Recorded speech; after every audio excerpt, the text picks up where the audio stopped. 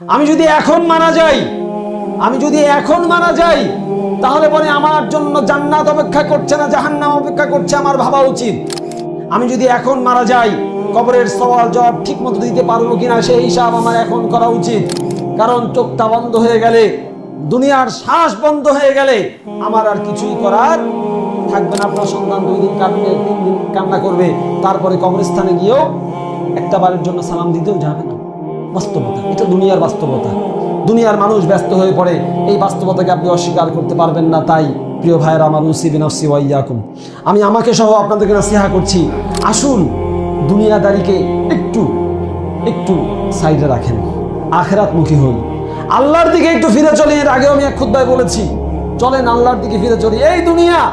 এই দুনিয়া নিয়ে মারামারি কাটাকাটি করে কত কিছু করতেছি আমরা। আল্লাহর ওয়াস্তে বলতেছি, আল্লাহকে ভয় করুন। আল্লাহর ওয়াস্তে বলতেছি, আল্লাহকে ভয় করুন। মুখটাকে হেফাজত করুন, হাতটাকে পকেটে ঢুকিয়ে রাখুন। যেভাবেই হোক নিজেকে জান্নাতমুখী করুন। আপনার দ্বারা কোনো মানুষ যেন ক্ষতিগ্রস্ত না হয়, আপনার কোনো কথা দ্বারা, কোনো কাজ দ্বারা, কোনো আক্রমণ দ্বারা, কোনো কিছু দ্বারা যেন ক্ষতিগ্রস্ত না হয়। আপনি নিজেই শাস্তির মধ্যে আছেন, আমি নিজেই শাস্তির মধ্যে আছি। প্রতি মুহূর্তে আমাকে শাস্তির ভিতর দিয়ে যেতে হচ্ছে। আমি কিসের জন্য নিশ্চিন্তে আছি?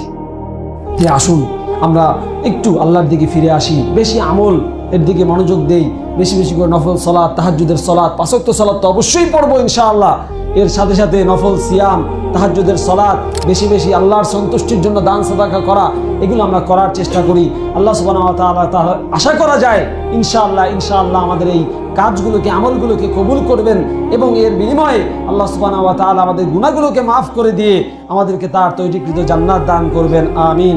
আকুলু কাওলি হাদা আস্তাগফিরুল্লাহ লি ওয়া লাকুম ওয়া লিসাইরিল মুসলিমিন।